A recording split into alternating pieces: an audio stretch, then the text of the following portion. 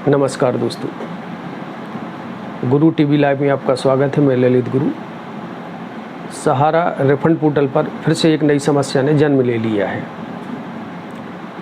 अभी तक तो ये था कि रिजेक्ट होती थी, अंडर प्रोसेस हो रही थी, लेकिन आपने देखा होगा जो रिजेक्ट थे वो प्राय आज भी, भले वो अंडर प्रोसेस हुए, लेकिन रिजेक्ट ही आ रहा है। भाई सोशल मीडिया पर प्रचार प्रसार हुआ तो उन्होंने अंडर प्रोसेस अवश्य कर दिए, लेकिन वो आज भी रिजेक्ट वैसे मैसेज आ रहे हैं। और अब ये पत्र आ रहे हैं। ये पत्र है, मेरे खाता धारक हैं जिनके हैं जो 15 खाते थे और 15 खातों में है जो इनका मैसेज पहले रिजेक्ट आया, फिर अंडर प्रोसेस हुआ और अंडर प्रोसेस होने के बाद में आज जो तारीख है ना, मैं आपको बतलाना चाहता हूं कि आज 27/9/2023 को यह पत्र इस पर है। जो सहारा रिफंड पोर्टल पर जब अपन लॉगिन करते हैं तो उसमें PDF अटैच थी और इसमें तारीख डली है 26 अगस्त 2023। पत्र कब प्राप्त हुआ? 27 सितंबर 2023 को, और पत्र में तारीख डली है 26 अगस्त 2023। सोचने की बात है। और उसमें इतने सारे खाते थे, जो 15 खाते थे, इन सबको है जो डेफिशिएंशियस कम्युनिकेटेड कर दिया गया है। अर्थात इसका मतलब है कि आपकी कमी है।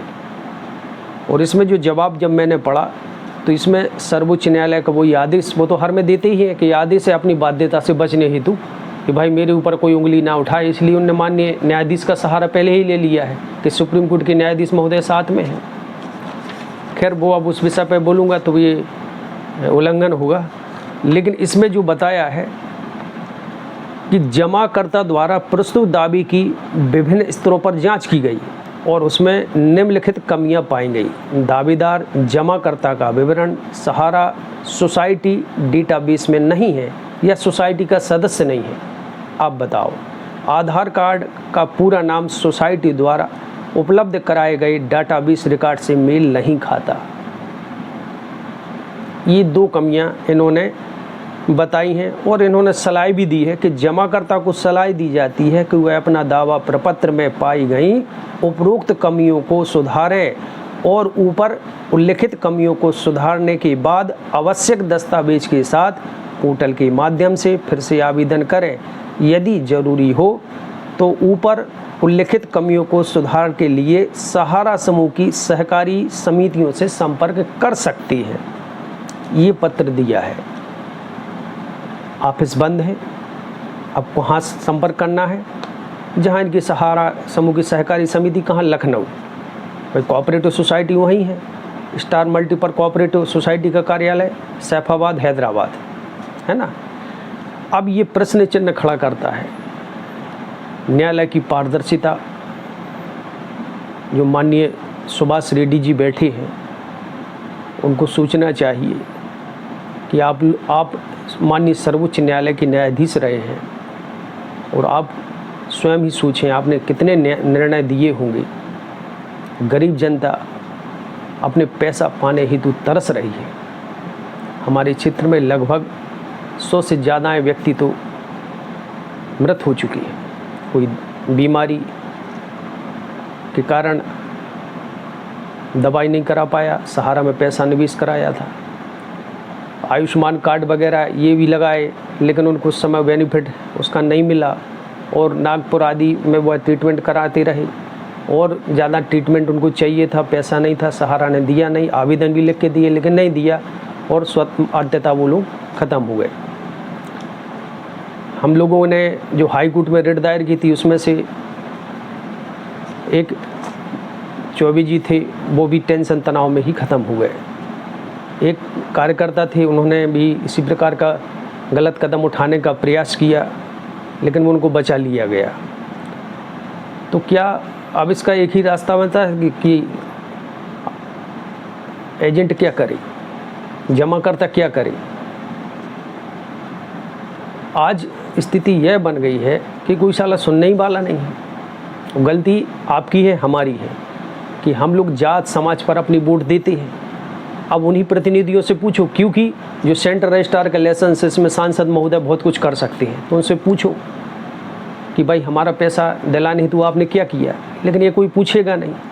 भाई ये सरकारी लाइसेंस है ना, स्टार मल्टीपर्पज कोऑपरेटिव सोसाइटी हो, credit cooperative, multi state cooperative अधिनियम 2002 केंद्र सरकार द्वारा लाइसेंस दिया गया है, तो उनसे तो कोई पूछेगा नहीं। एजेंटों से पूछेंगे, और एजेंट 90% जो 8वीं 9वीं तक पढ़े हैं, उनको हिंदी तो शुद्ध लिखना नहीं आती। आज समस्या यहाँ पर है। आज सहारा श्री तो पहले ही कह चुकी भाई, जब उन्होंने 2 घंटे में जमानत ले ली थी उसी समय सबका कानून से विश्वास उठ गया था। वो तो एक ऐसा है कि भाई मरता क्या नहीं करता, सब लोग आशा लगाए हैं। लेकिन उस दिन सबको दुख हुआ था कि बताओ, जहाँ माननीय सर्वोच्च न्यायालय में सालों से मुकदमे करोड़ों पेंडिंग चल रहे हैं, वहाँ एक व्यक्ति दिखा दिया कि 2 घंटे में जमानत ले लिया, और हलफनामा भी दिया जाता है कि मैं मुख्य आरोपी नहीं हूँ। फिर दूसरी बात कह दी जाती मैं सोसाइटी का डायरेक्टर नहीं हूँ। अब कह रहे हैं हमारी ये कागज़ ही नहीं है। तो फिर ये क्या है? ये कागज़, इतने सारे ये कागज़ है सहारा द्वारा प्रिंट करके दिए गए, लाखों रुपये जमा किए गए, तो ये क्या है? ये कागज़ क्या करें? ये एक प्रश्न चिन्ह खड़ा करता है। ये सहारा द्वारा प्रमाण पत्र ऑफिस से दिए गए, पैसा जमा किया गया। अब इन कागज़ों के विषय में कहा जा रहा है कि आप सदस्य नहीं हैं, और यही खाते CRC में आज की विगत 2020 के समथिंग उनको एक शिकायत पत्र लिख किसी जमाकर्ता द्वारा दिया गया था। सहारा द्वारा इसका मैच्योरिटी सहित भुगतान भी कुछ खातों का आया था। इस व्यक्ति ने इसलिए नहीं लिया कि मेरे 2 साल हो चुके हैं और आप हमें मैच्योरिटी दे रहे हैं, जबकि सहारा प्रमुख जी बोल रहे हैं कि हम 1-1 दिन का ब्याज देंगे। तो इस जमाकर्ता द्वारा नहीं लिया गया, और आज उसी खातों के जब इस जमाकर्ता द्वारा डिमांड की जा रही है, तो यह लिखा आ रहा है, यह पत्र जारी हो रहा है कि आप सोसाइटी के सदस्य नहीं हैं। मेरे पास उसका प्रमाणित साक्ष्य है। मैं जो बात बोल रहा हूँ, मेरे पास एक एक चीज़ इसकी प्रमाणित साक्ष्य है। मैंने पहले भी बताया कि मैंने हाई कोर्ट के समक्ष रखा है। लेकिन ऐसा लग रहा है कि कोई सुनने ही वाला नहीं, मनमाना सब चीज़ें नेताओं पर डिपेंड हो गई हैं। और हाई कोर्ट और सुप्रीम कोर्ट के न्यायाधीश महोदय, आप ही लोग कानून के जानकार इतने सब होते हुए भी इस तरह का कार्य हो रहा है, यह प्रश्न चिन्ह खड़ा करता है। सभी को पता है कि हाई कोर्ट हो या सुप्रीम कोर्ट, डिस्ट्रिक्ट की तो नियुक्ति सभी को पता है कि एग्जाम वगैरह से होती, बाकी इनकी नियुक्ति कैसी होती वह सभी को पता है। लेकिन आज हमारे देश में यह क्या हो रहा है? साला कोई सुनने ही वाला नहीं है। जो आया मनमाने पोर्टल बनाया, 11-12 वर्षों के बाद गरीब जनता को एक आशा लगी कि भाई हमारा पैसा मिल जाएगा। कंपनी तो ने तो दिया नहीं, ना देने देगी। इससे तो यही सिद्ध होता, ना मैं दूंगा और ना देने दूंगा। जैसे तैसे सर्वोच्च न्यायालय द्वारा है जो आदेश दिया गया, इसमें भी बहुत बड़ा रहस्य है। मैं आगे चल के बताऊंगा कि पिनाक पानी मोहंती जी ने कब याचिका लगाई और हम लोग ने कब याचिका लगाई, और CRC याचिका लेके पहुंची, और सुप्रीम कोर्ट कोई ऐसा आदेश ना दे दे कि 15% फिर से, तो इसलिए वो पिनाक पानी मोहंती जी की याचिका पहले लग गई कि भाई जिससे कि ऐसा ना हो कि कोई ऐसा निर्णय हो जाए कि क्यू साहब कामर से सबका भुगतान सहारा को देना पड़े, वरना फिर से है जो कोई कार्रवाई गंभीर हो जाए। तो ये सब राजनीतिक चालें हैं, षड्यंत्र हैं। लेकिन किससे कहोगे भाई? जात समाज पे वोट दोगे, असब अशिक्षित प्रतिनिधि चुनोगे, तुम्हारी कोई सुनेगा नहीं। सब लोग, अब तंत्र कहाँ काम कर रहा है? षड्यंत्र काम कर रहा है। आज ये बात नहीं है कि सहारा श्री ने दिखा दिया कि उनसे बढ़ के कोई नहीं है, ना कोई सुप्रीम कोर्ट है, ना हाई कोर्ट है, ना कोई पुलिस प्रशासन है। अगर होता तो आप ही बताओ, ये भुगतान मिल जाना चाहिए था।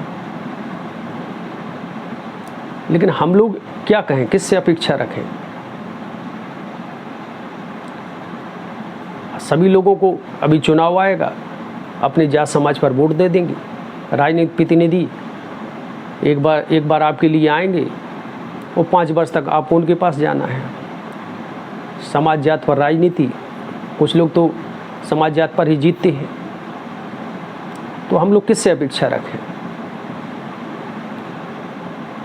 भाई सब कुछ डाटा सही होते हुए भी, सहारा द्वारा सर्टिफाइड होने के उपरांत भी आज यह स्थिति है कि आपकी कुछ त्रुटियां हैं, क्षमा चाहूँगा, इसमें तो शुद्ध लिखा है कि आपकी डॉक्यूमेंट्स है जो आप सदस्य ही नहीं हैं, आपका इसका मतलब है कि आपने पैसा जमा किया ही नहीं। तो ये क्या है? आदमी ने गरीब मेहनत कर करके 1-1 रुपया करके अपने भविष्य के लिए शादी, बच्ची की शादी के लिए डाली। इन्होंने करीब है जो 50,000, 51,000, 10,000, 5,000 ऐसी बचा कर मेहनत की कमाई है जो सहारा इंडिया में निवेश की। और अब ये जब मिलने की बारी आई कि चलो भाई खुले मिल जाएं, तो सहारा स्वयं नहीं चाहती। सहारा चाहती यदि यह सिद्ध हो गया कि हमारी देनदारी इतनी है, तो ऐसा ना हो कि हमारी प्रॉपर्टी नीलाम हो जाए, एमी बेली बिक जाए। ये जानबूझ के त्रुटि की जा रही है, इसमें दो मत की बात नहीं है। मैं तो अपने क्षेत्र के 90% खातों को प्रमाणित कर सकता हूं, क्योंकि मैं जानता था कि इस तरह की गतिविधियां होंगी। इसमें मैंने बहुत से डाटा है जो पहले ही ले लिया था।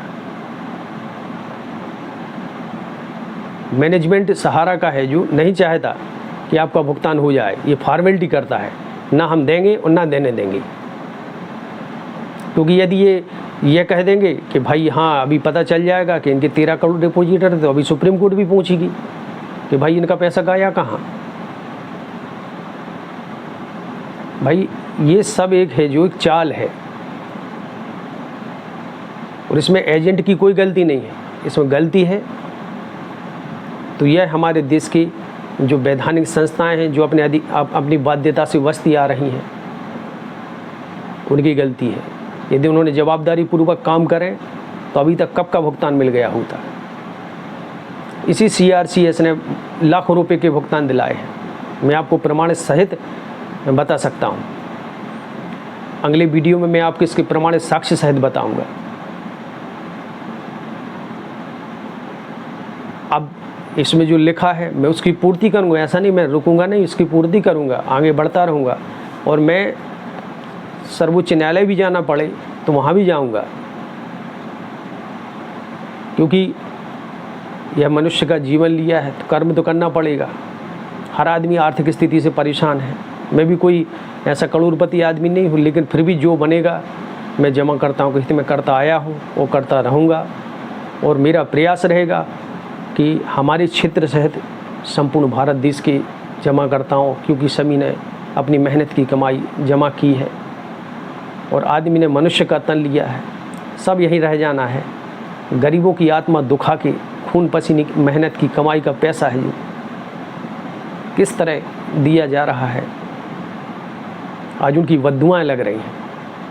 हर चीज़ का एक सितारा होता है। ये तो वही बात हो गई कि मंदिर बनाओ भगवान श्री राम का और राज्य चले रावण का। इस तरह की स्थितियां जो भी व्यक्ति करेगा तो वह कभी है जो मोक्ष तो प्राप्त नहीं कर सकता, क्योंकि आज परमात्मा आत्मा में बसती है और सबकी आत्मा है जो सहारा इंडिया ने दुखी कर दी। हमारे देश की संवैधानिक संस्थाओं ने दुखी कर दी। एक कानून नियम हाई कोर्ट सुप्रीम किसके लिए बने? जनता के लिए, जनता के हितों के लिए। लेकिन 11 वर्ष 12 वर्ष हो गए, एक कंपनी जिसके अरबों का साम्राज्य है, लेकिन उसके जमा करता मारी फिर रहे, कार्य एजेंट आत्महत्याएं कर रहे। आज भारत देश का इतिहास कल क्या लिखा जाएगा आप ही लोग बताएं। आशा करता हूं यह जानकारी अच्छी लगी होगी। जानकारी अच्छी लगी हो तो वीडियो को लाइक व शेयर करें, चैनल को सब्सक्राइब करें। जय हिंद, जय भारत।